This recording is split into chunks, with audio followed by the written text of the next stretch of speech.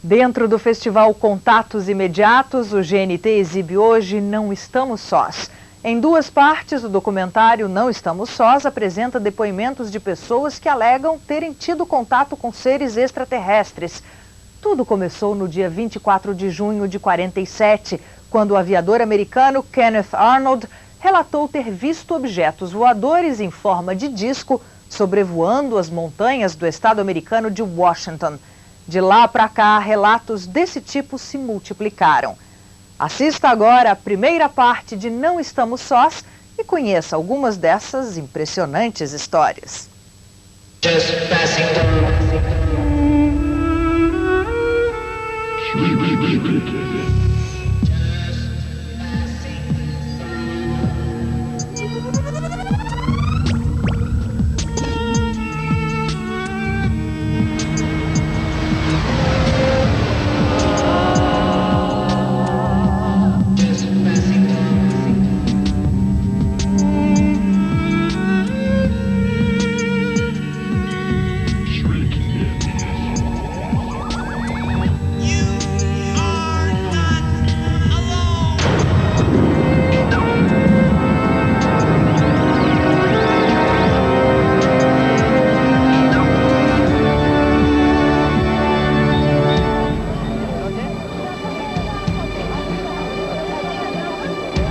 UFOs, unidentified flying objects.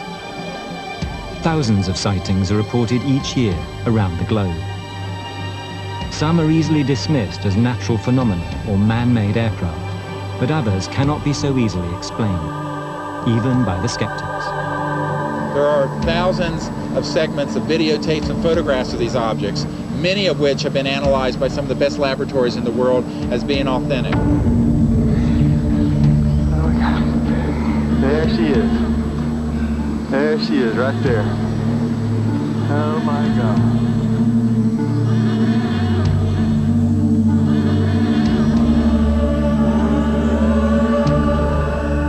Look, drop! Look!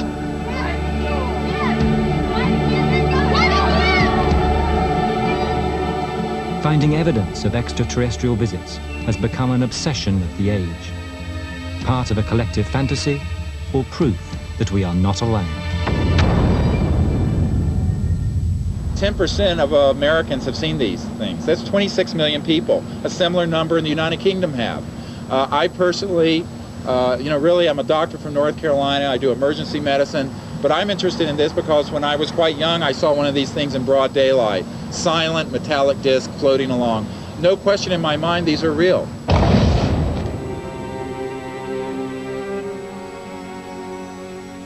Central Mexico. A team of skywatchers led by Dr. Stephen Greer prepares for yet another encounter with a UFO. We came here for the purpose of observing them, and if we can, to try to signal to them and get them, if possible, to land in a field or near us or hover nearby. It's our intent to be able to communicate, if we can, to the fullest degree possible.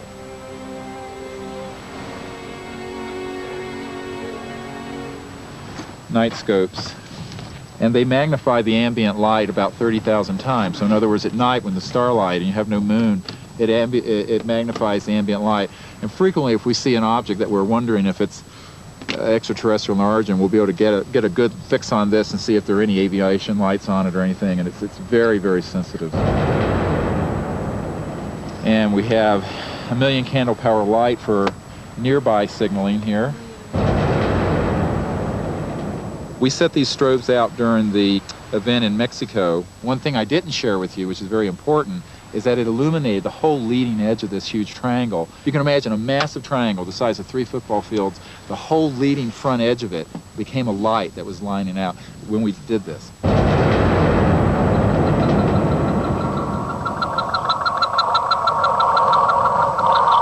We've had these tones played back to us in fieldwork before, in many locations. They just come through, they'll come through a circle like this, and you'll hear this doo-doo-doo-doo-doo. Suddenly, a sighting. Oh, did you see that? Well, I saw it. There it is. Now look at it. It's flashing. It's jumping. God, but it jumped all over. Did you see that? It was left. Oh. Boy, what a great Funny view. that it, we were just talking about how something always happens at this time of night. Something unusual. Yeah. Well, so there it is.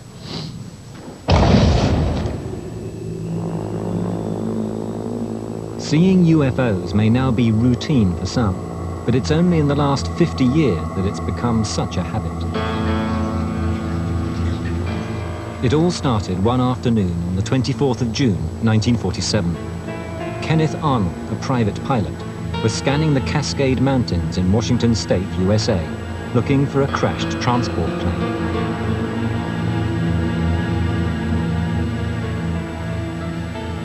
Arnold suddenly glimpsed 9 disc-shaped objects flying in formation.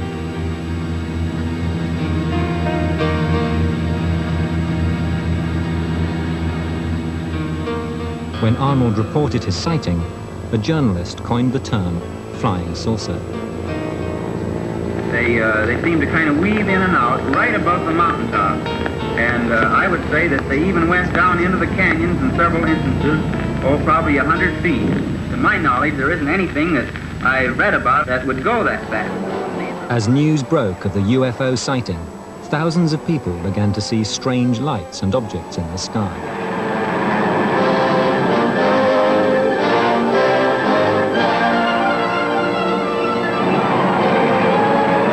What the hell are we looking for? I see it, above and ahead of me. I'm trying to close in for a better look. This is Captain Willis Sperry, an airline pilot, giving an official account of his sighting of unknowns. The object was flying head-on at us. It was 50 times the magnitude of the brightest star. Pilots are particularly good witnesses for many reasons. First of all, their motivation to become pilots in the first place. They like to be up there in the sky. They like to be in control. They have command authority. And for a senior captain of an airliner, for instance, he has to make proper judgments at all times. A psychologist who specializes in perception, Haynes has spent 10 years collecting pilots' accounts and photographs of UFOs. When something strange happens, they can evaluate it. They don't just accept it blindly. And because their career might be on the line, they won't report something unless they've already thought through the possibilities of what it might be. And if they've eliminated everything else and they're left with a UFO, then they will report a UFO. Credible witnesses continue to describe close encounters with mysterious objects. We're inside the cockpit of a Boeing 737 over the southern Andes of Argentina. The UFO was here, static. Initially, we thought it was moving towards us. But as we got closer to a turning point, the lights on the UFO became brighter.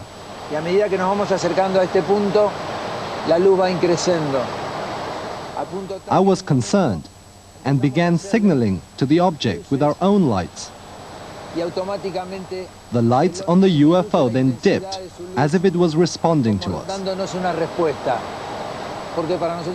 I just didn't know what to make of it. The pilot alerted ground control. The captain reported a strong light coming towards him. I told him several times that we had no knowledge of any aircraft in his path.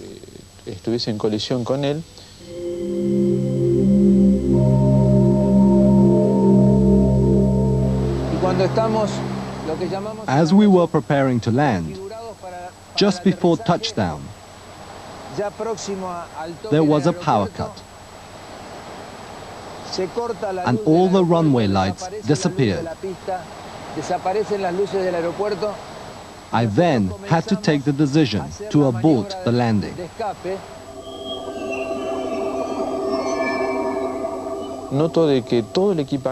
Suddenly, all the equipment in the control tower goes crazy. The wind gauge goes out of control.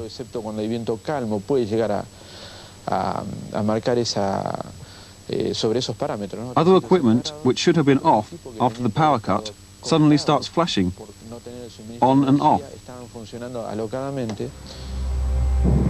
Near the airport, a retired police officer witnessed the unfolding drama.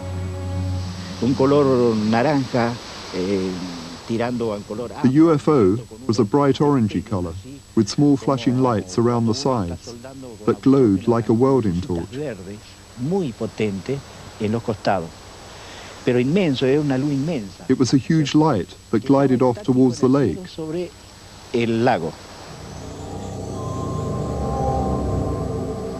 Vemos con otro compañero que detrás del... My colleague and I looked out and saw that behind the 737 there was indeed a large, intense light that seemed to accompany the jet towards the lake.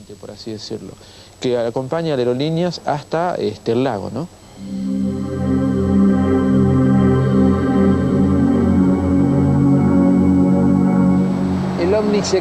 The UFO appears to be waiting for me, hovering above the middle of the lake.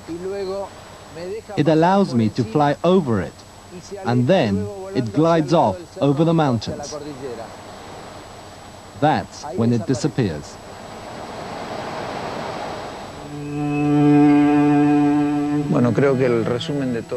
After this experience, I now have to think that we are not alone in this universe. And that we are going to have to open our minds and prepare for a completely different way of seeing ourselves.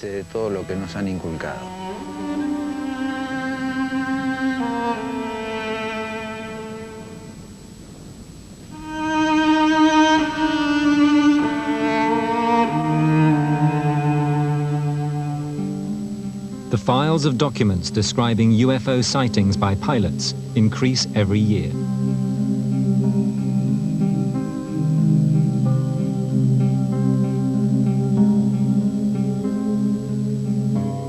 To Dick Haynes, pilots' testimonies are clear evidence of extraterrestrial intelligence. When you talk to enough military pilots and they say there's nothing I could have done to get away from that object, or I went to fire a missile at one and it wouldn't fire, my missile system wouldn't fire. That begins to raise some fundamental questions. It makes you a little uneasy, I think. And I can understand why many of my colleagues don't want to study this subject. It forces us to adopt a larger view of things.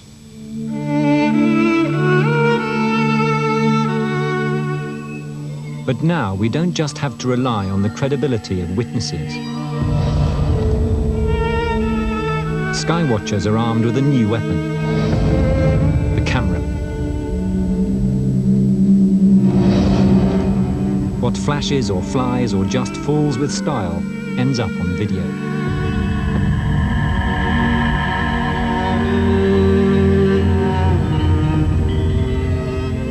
The skies above Bonnie Bridge in Scotland, scene of the most recent wave of sightings in Britain. My friend and I arrived here to take photographs for a college project that we were on, and over beside the pylons, the two flashing pylons over at Kincardine power station, we noticed two small lights, what we assumed to be a helicopter or a plane. As we were watching it, it moved over towards Grangemouth Stadium, and it hovered for about a minute, and then what we noticed was the lights, what we thought were turned off, actually the object turned round and the lights were on the other side of it, and from there what happened was it tipped and swooped and then flew directly over our heads, and I pointed the camera up to the sky and pressed the button, and the photograph that I did actually get was quite spectacular. 2 miles away, the Malcolm family has been plagued for months by strange fluttering lights in the sky. We were driving along this main road just behind me, and my dad pointed out the car and he says, "Look, what's that? It's in the farmer's field." So I stopped the car and the two of us jumped out, and we looked at this object, it just appeared out of no place. And it was like the size of a jumbo jet. I mean, you can't really explain the shape of it because it was so light. It was a brilliant white light on it, and you couldn't get a shape in it. It was possibly about jumbo jet size, eh? Oh, it was massive. And it stopped again, and two white sphere objects came out the side of it, and one especially came really close to the car, and that, I must admit, caused a slight panic. The next thing, the two smaller objects went back into the bigger object, and it just totally vanished. I mean, it didn't go up or down or sideways, it just like disappeared. This is one of the many videos of a UFO filmed by the family.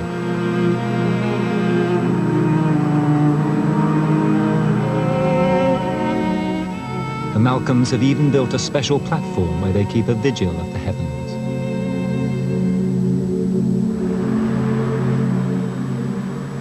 The Malcolms' first encounter. A light chased the eldest son, Neil, on his way home one night. He rushed terrified into the house. One of the family caught the light on video. To this day, Neil is disturbed by the incident. He's terrified, he'll not talk to anybody really about anything. Well, I think one, he feels silly, and two, I think if he doesn't get involved, it maybe didn't really happen at all. Out of sight, out of mind. That's maybe... He doesn't want to know, so maybe it'll go away. But it's not going to go away, it just keeps coming back. All we've seen is weird objects flying about in the sky. Lights doing various acrobatics in the sky, like going side to side, up and down. No aircraft could do kind of things. And basically all we want is somebody just to turn around and say, right, there is something happening, and just explain to us what it is, and then fine, we'll back off, no problem. It's just somebody's definitely an aircraft they're testing out or whatever, we don't know. What could these lights be? Neil finally agreed to describe what happened. It was huge, far bigger than the car, and so I just came flying down the road, came into the yard, and it was absolutely massive. So I jumped out the car, and it was still hovering above the yard. So I ran in and told the rest of the family. They all thought I had been in a crash or something, the state I came in. And then they all ran out. I says, it's still there. I says, come out and see it.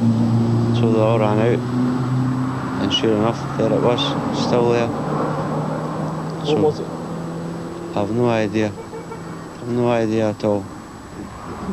Since 1990, over 2,000 people in the Bonnie Bridge area have reported sightings of UFOs, making them an issue for the local council. A lot of people that came forward initially were ridiculed, and these people have great courage, but they're still seeing these objects in the sky, and they're looking for an answer. And me being the local councillor, they think that I can provide it, and unfortunately I can't. But I'm trying hard to bring somebody forward like the Ministry of Defence, or somebody that's got the expertise to come into the area and provide an answer to all these things that's going on.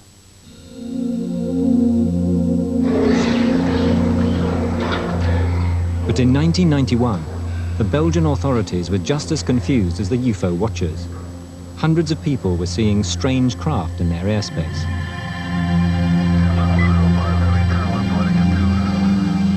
The Belgian Air Force scrambled fighter jets to intercept the unidentified craft that appeared on radar screens only to vanish.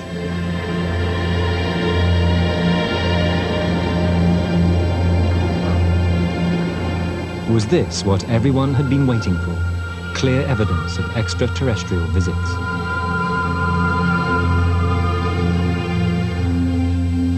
Perhaps not. At that very time, the US Air Force was carrying out tests of its latest war machine over Europe. Stealth, the ultimate fighter, probably caused the panic.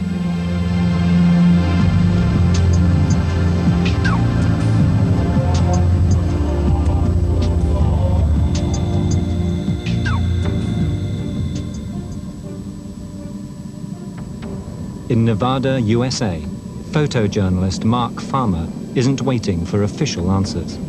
He investigates UFOs his way.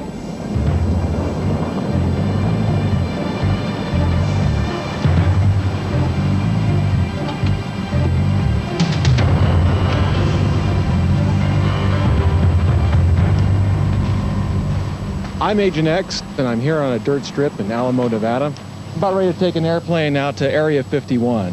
Take a look inside what is America's most secret air base. We're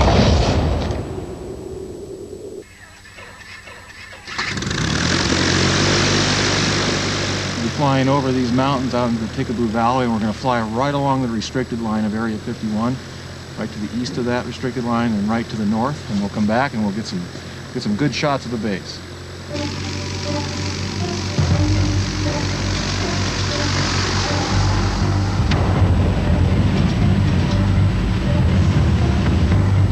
Mark Farmer's persona as Agent X isn't just for fun. His mission is to penetrate Area 51, the most secret military base in the world. Maintain 15,000, proceed direct Texas Lake, direct Minsk, 15411. You are radar contact 6 miles north of Texas Lake, maintain 16,000.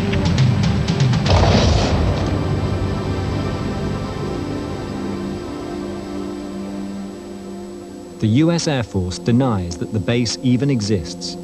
Is it because they're hiding proof that ET has paid us a visit?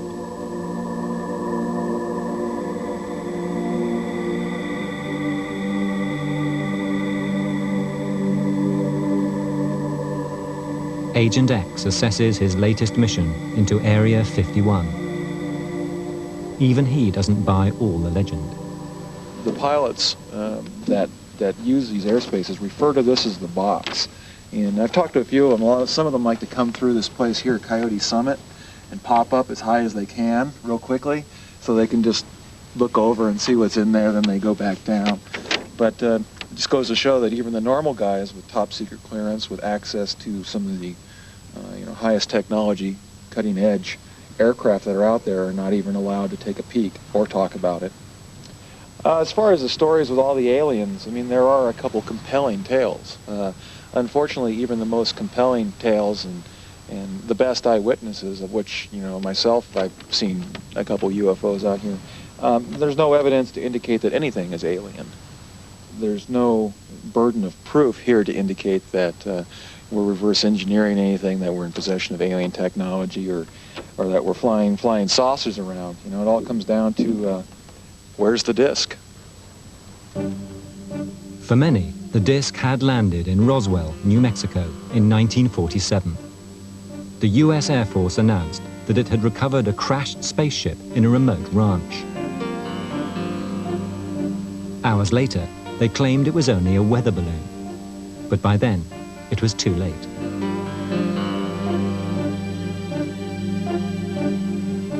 This book by a retired Air Force major increased the public's distrust of official explanations. Major Keyhole, as author of the book Flying Saucers Are Real, what is your opinion of these new sightings of unidentified objects? With all due respect to the Air Force, I believe that some of them will prove to be of interplanetary origin. During a 3-year investigation, I found that many pilots have described objects of substance and high speed. One case, pilots reported their plane was buffeted by an object which passed them at 500 miles an hour. Obviously, this was a solid object, and I believe it was from outer space. When you deal with something like Roswell, I mean, you have to look in the time. This is after the Second Global War. This is very close to what is the only atomic bomber base in the world. We are faced with a foe, the Soviet Union, that we don't know what it's doing. Something falls from the sky, whether or not it was Project Mogul, whether or not it was a weather balloon, whether or not it was extraterrestrial in nature, something did happen there. We are in the radar room at National Airport, Washington, D.C. on July 26, 1952. For the first time, unidentified flying objects have been sighted over the nation's capital. In the Cold War, fear of Soviet invasion seized the American public. I see them. Everyone looked up to the heavens for signs of a nuclear apocalypse. They're all around me. They're moving in on me. They're coming closer. UFOs became invaders, and they were often tinted red. They're coming right at me.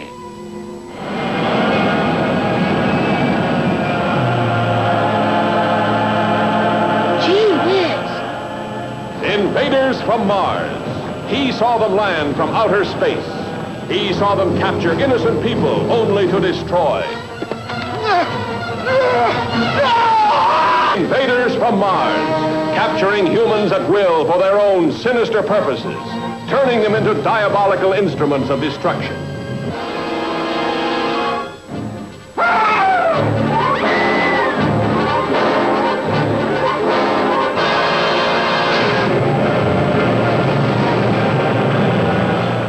In the 1950s, America's science fiction films were very much about the alien, about the threat of being taken over by some foreign power. And that alien was conceived in much the same way we conceived communism, as hierarchical, as group mind, as rigid, as disciplined, as impersonal, as emotionless, as an unstoppable force that is going to take us over and destroy us.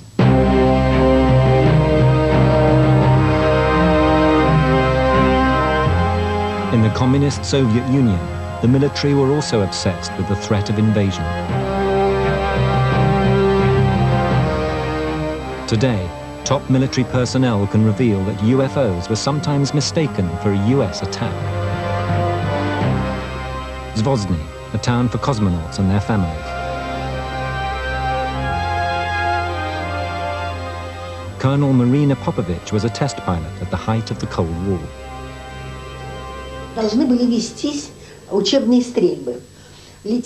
On one occasion, we were carrying out nighttime target practice. We checked the performance of our instruments and tried to bring down the target plane. Suddenly, the screen on the display lights up, and we think it's the target plane that should be 2 kilometers away. As the sights are being aligned, the screen lights up again, but this time the object is huge and really bright, and it's moving straight towards us. It could not have been the target plane, and for a moment we were about to open fire.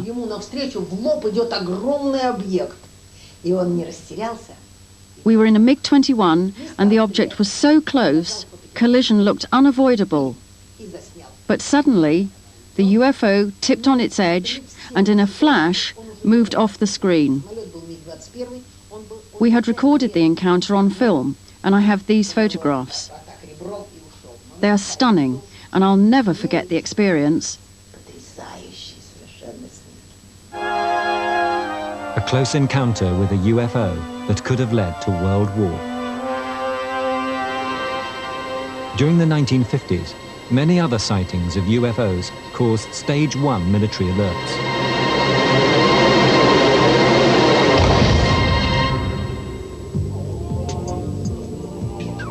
The Cold War is over, but the USA continues to monitor space for signs of a missile attack.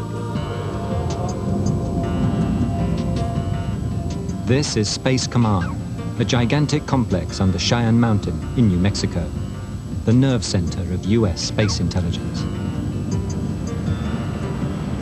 We know what's up in space, we track it, and we have many space support missions. If we have a missile launch any place in the world, the first thing that happens is our space assets, a satellite, sees the booster on that missile light.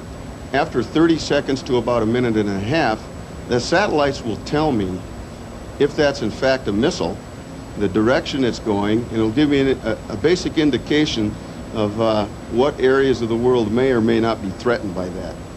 And we provide the national command authorities, the President and Secretary of Defense and their counterparts in Canada, with a picture of what's going on so that they can make the appropriate decisions. Many ufologists believe that Space Command has already tracked extraterrestrial visits.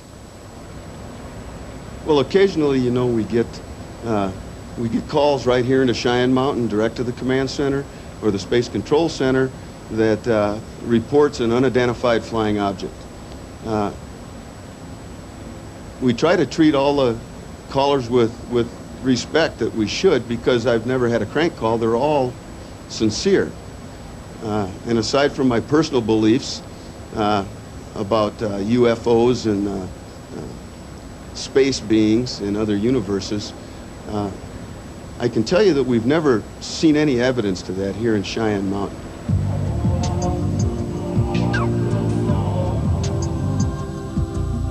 Space Command, ultimate skywatcher, peering into the immensity of space 24 hours a day. Even the hard-nosed US military wonder what could be out there. I believe that we don't know what we don't know yet, and that most anything is possible on the continuum of possibilities, and that there's a whole lot more to learn. It was only 3 decades ago that we first saw the insignificance of our planet from the black void of space. It was a giant leap for mankind, one that helped us realize there were bigger things than our conflicts on Earth. When you're breaking through the atmosphere and the sun is setting before your eyes, the colors are indescribable. You begin to feel that you're living in a fantasy world, surrounded by an unnatural harmony of color. Then you forget that you are human. You simply become part of what you see.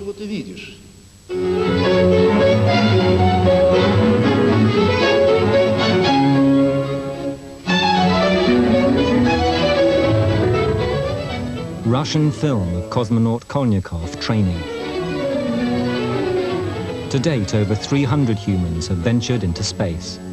The pictures and recollections they brought back have had a profound effect. I can't believe that in the vastness of our galaxy, we are alone in this boundless cosmos. I think there are other forms of life, and that, with the help of space programs, sooner or later a meeting will indeed happen.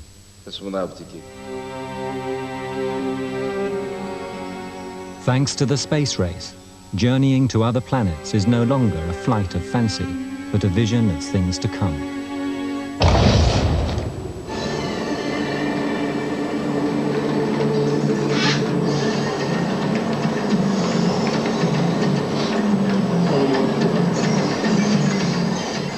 One of the most popular shows in Russia today is UFO Extra, a weekly report of UFO experiences.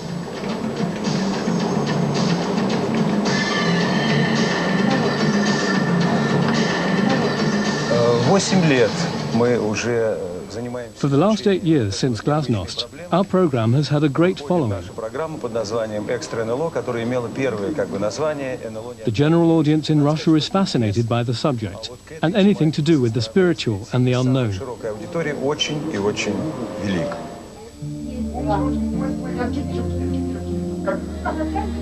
Alexander Myagchenkov travels all over the former Soviet Union investigating UFO sightings.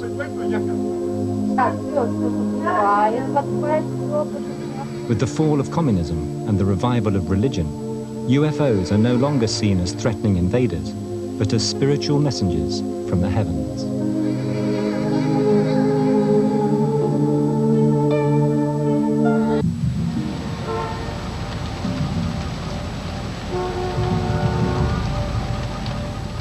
In 1984, a young couple in New York had an extraordinary experience. There's nothing in the world that will ever change you or affect you the way something like what happened to us, because it wasn't a fast light going by. We were singled out and allowed to view this thing and to let it show us, for whatever reason, how stunning, how magnificent, how advanced, and how mysterious these folks are. We were on the Brooklyn-Queens Expressway, and as we were heading toward the exit ramp to Metropolitan Avenue, Denise had noticed this strange red light in the sky. I really didn't pay much attention to it until suddenly the entire thing lit up, and we found ourselves standing underneath this UFO. It was the most astonishing and shocking spectacle imaginable. because we did focus and pinch ourselves and go, oh my God, this is a UFO, this is one of these, flying saucers. And it was unmistakable. It stayed there, very radiant, very beautiful, very imposing, and totally silent.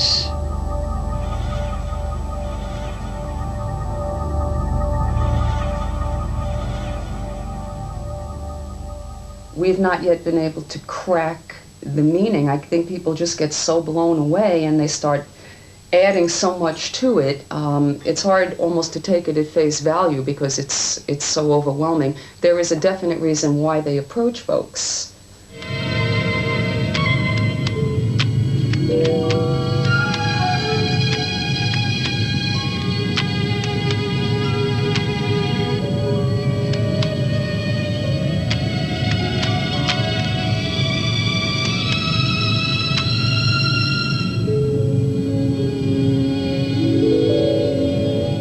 I think Close Encounters spoke to a rising need within the American society, and perhaps more broadly than that, for the mystical, for the spiritual. We've seen a breakdown of the church and its role in society, a loss of the mystical forces of the universe, at least as they were understood within traditional religion.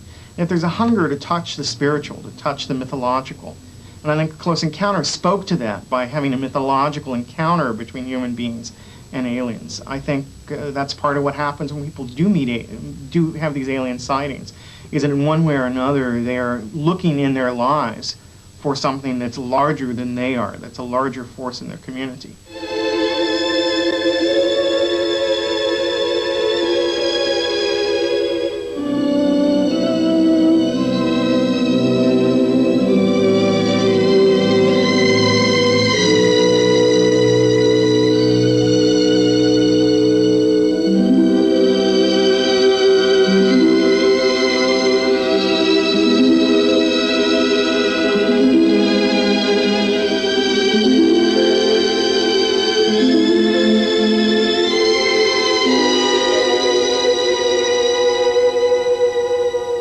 That hunger for the spiritual, I think, governs an awful lot of the various sightings and mythology around the alien, and has particularly since the 70s forward. In recent years, our close encounters have become even closer. Alien abduction.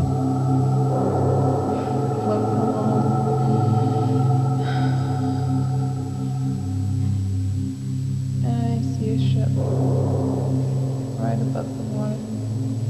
Has this ever happened to you before? It's very familiar to me. Bud Hopkins, a successful artist and self-appointed abduction expert, is using hypnotic regression to help this woman recall her experience of alien abduction. Suddenly there's this light that opens up from the bottom. We move into the light and we float up into the ship. The size of this is enormous, and that's one of the most disturbing things about it, because it works against its credibility, that it can be so many people. How can so many people be involved? But when we did a survey through the Roper organization using questions that were indicative of abduction experiences. For instance, have you ever seen balls of light inside your bedroom or in your house? Have you ever lost a period of an hour or more? You had no idea where you were or how or why it happened. And we said that people would have to have said yes to 4 out of 5 of these indicator questions, these symptoms, to suggest that they are likely to have had abduction experiences, and that worked out to 2% of the population.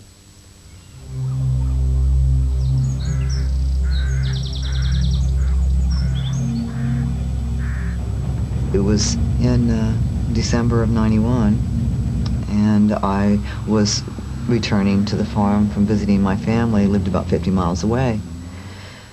And I had seen something very strange in the sky. It looked like an airplane that was in trouble, and it was much too low, but it was sufficiently alarming for me to need to pull off the road to have a better look at it. I was suddenly then uncomfortable, and I wanted to run, but I couldn't move. In the blink of an eye, I was surrounded by light. remembered nothing.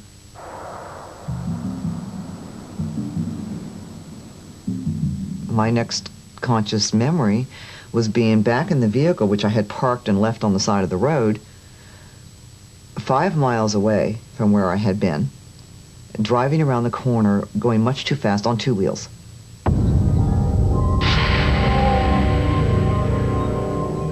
A few years ago, near Edinburgh, 2 friends, Colin and Gary, were driving along when they saw an object hovering above the road. It was black and shiny in colour. It had a distinct metallic look about it. It looked a solid, crafty, some form. Whatever it is, I've no idea. It was just there. We had no choice but to go underneath it. So we basically just went for it. So I crashed the gearbox in my car down into 2nd gear.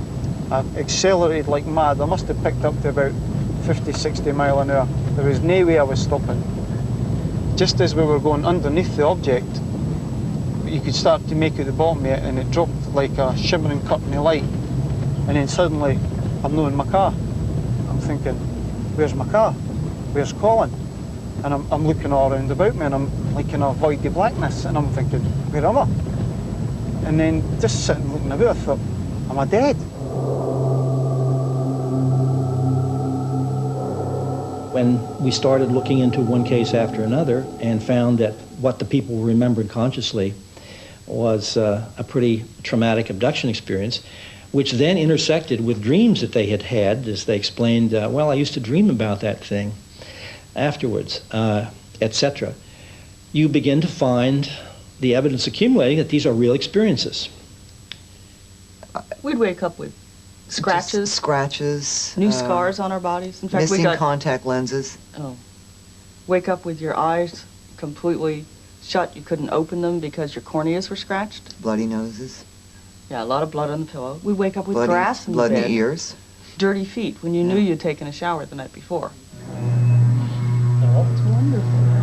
Oh. In Virginia, Beth and Anna contacted Bud Hopkins. Under hypnosis, they relived their experiences and made drawings of their encounters. The only part that seemed real was this. Most psychologists think alien abduction is fantasy, but Bud Hopkins thinks the similarities between the claims proves they're true. The figures turn up, small figures with large heads and huge black eyes. The person is then floated out of wherever they are, through the windshield of the car, through the window of the house, and up usually some kind of beam of light into the craft. They are calmed down all the time. You'll be all right. You won't be hurt. They're put on a table, and there's a systematic series of physical procedures that take place that finally end up concentrating on the reproductive organs, especially removing ova samples from women and sperm samples from men. In Scotland, Colin and Gary also underwent hypnosis. And I saw these 3 creatures coming up towards the vehicle of the car. And I couldn't move. And I just absolute terror in my face. And then suddenly I'm in some form of place, like a room or somewhere, and I'm on a platform. And I could see that I had no clothes on, and there seemed to be these creatures. There was small ones and big ones, and it's like they were interested in the physical aspects of my body. I have memories of the aliens taking fetuses from my body, of showing me the fetuses. They are obviously children of some sort. They do not look wholly human. They do not look wholly alien. There's a possibility they could be some sort of species cross, although with what I know of biology, that makes it hard to accept that. But I also believe that they may be thoroughly human, but genetically altered in some way. Genetically altered in some way. And just raised, gestated outside the womb. At Harvard University, Professor of Psychiatry John Mack has invited controversy and ridicule by taking alien abduction seriously. If you meet with the people themselves, you realize that they're people who are quite healthy. These ideas, even though they're outlandish to us, they are distinguished from delusion by the fact that the people themselves question this. They doubt it. They have an appropriate attitude toward the phenomenon. If it's a fantasy, it's the wrong fantasy. I want a fun fantasy. I don't want one that scares me, and I don't want one that I can't explain, and I don't want one that I can't tell my next door neighbor about. We have to get over the ridicule, the automatic dismissal of this, and we have to be open-minded enough to say, let's look into it. Because if this is true, it's the biggest event in human history. I know what I saw, and I know what I saw was real. I didn't care what anybody says. I was just like an answer to it all. This phenomenon suggests, A, we're not the highest intelligence in the universe, and B, in a certain sense, we're not alone. So this phenomenon is breaking us out of that notion, but it's not the only thing that's doing that. I mean, there are increasing attention to shamanic cultures that have never felt we were alone. There's increasing emphasis on spiritual practices which take much more seriously the reality of other kinds of beings.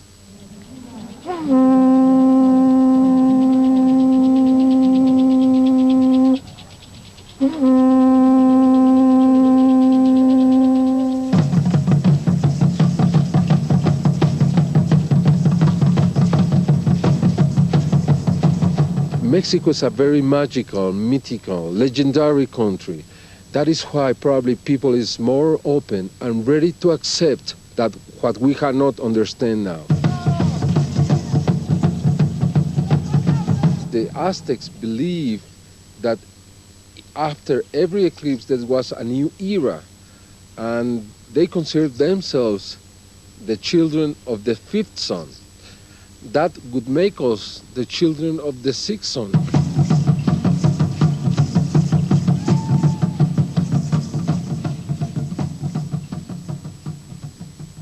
The ancient Aztecs and Mayans of Mexico believed their ancestors had been visited by extraterrestrial beings. The forthcoming eclipse would mark the beginning of the age when they would return.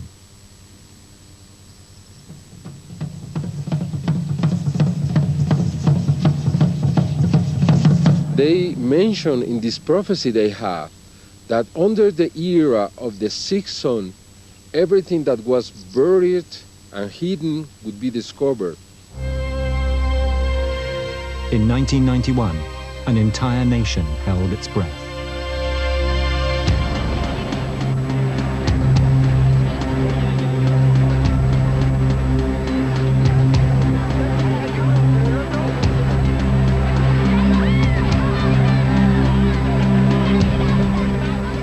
In the following weeks, Mexicans reported a record number of UFO sightings.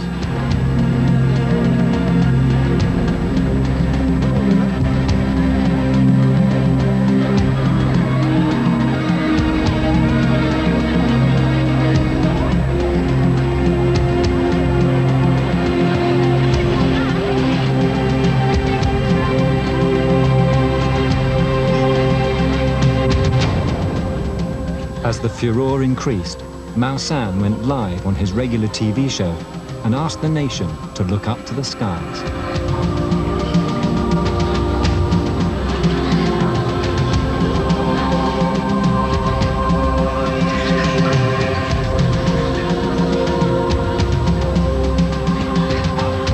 It was so important, this show, that lasted from 11 o'clock at night until 10:30 in the morning without stopping. And it was a celebration. Everybody remembers that program, everybody recorded that program, and we had the full participation of the public. Nobody went to sleep that night. And then is when everything started.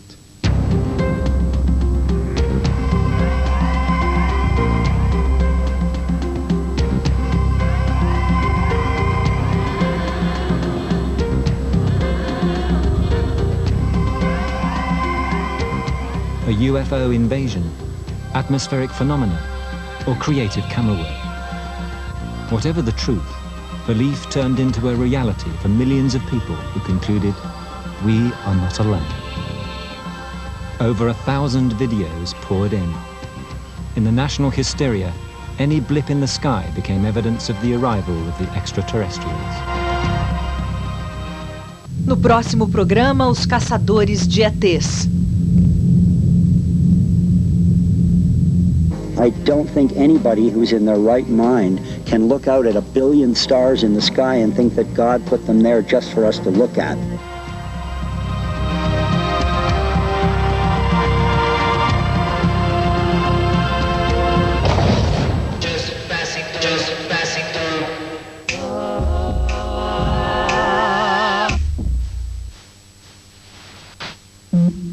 Mars is red and the Earth is blue. We've been watching. We heard what you said. You are not alone. It's true. You are not alone. I repeat,